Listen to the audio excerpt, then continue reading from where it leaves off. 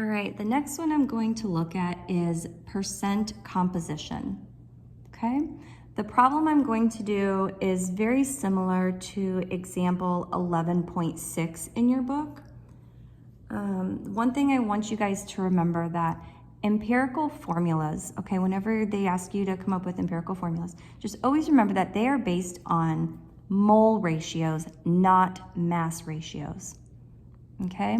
They're based on mole ratios, not mass ratios, okay? So the example problems are going to be incredibly helpful for you guys. So make sure that you are looking at them, try to work them out on your own, and then go through their thought process and their solutions and their answer and see if you got the same thing and check your work. That is the biggest help you could possibly do, is working through those problems, because they take you step by step. Okay, so the problem I'm going to do says determine the percent composition. I'm going to abbreviate all this, of the compound. Okay, what are they asking for? Determine percent composition. My answer will be in percentage. Okay, and I'm going to do percent composition of this guy. I don't know what that guy is, but I do know it consists of 1 potassium, 1 manganese, and 4 oxygens. Okay, so let's see here.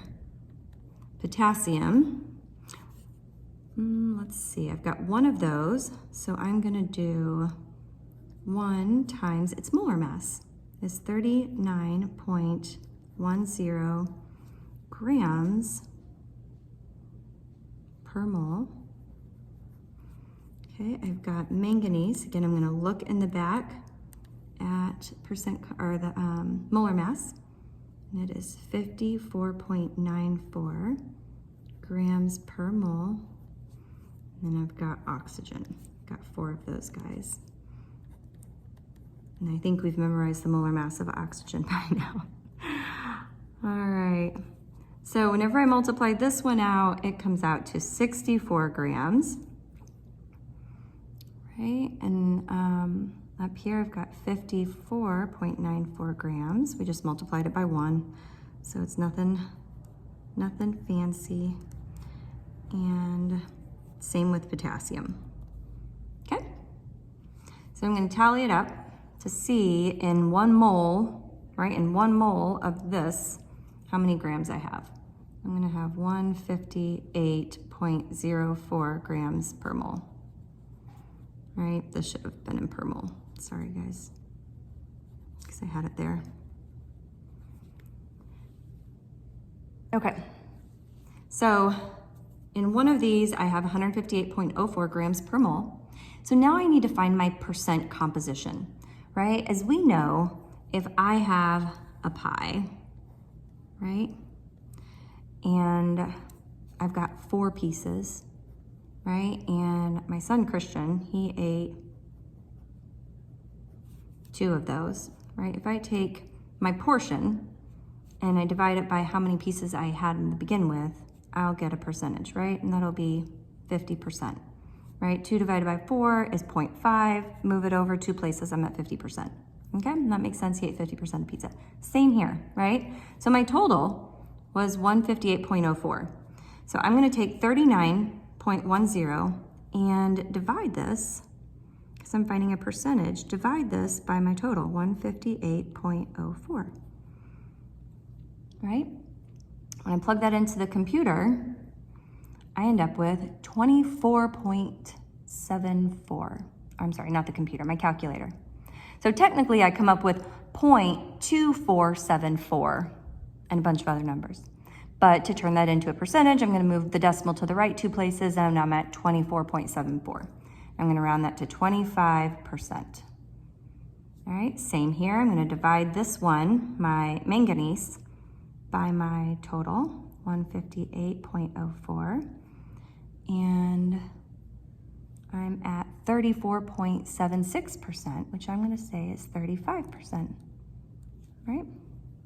Same thing with my oxygen, divided by 158.04, And I've got 40.49%, which I'm gonna round to 40%, right?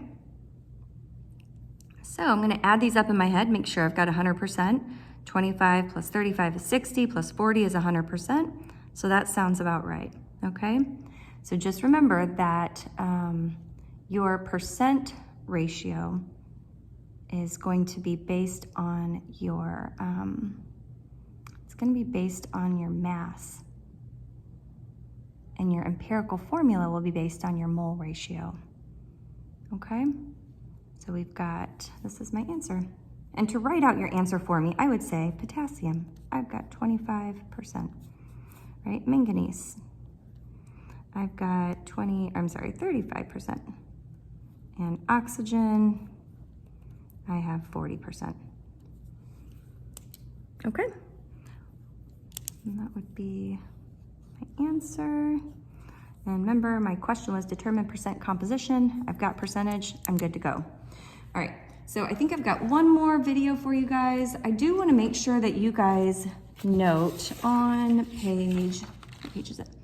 249, right above example 11.8, it's a really, really great tool for determining empirical formula, right? Because if all of a sudden you're left in grams and you're like, gosh, how do I determine empirical formula based on my grams? Well, it tells you, oh, you need to convert it to moles. And then you need to take that mole and go to ratio and then empirical formula. So the next video, we'll talk about empirical formula and I will post that for you guys later on this evening.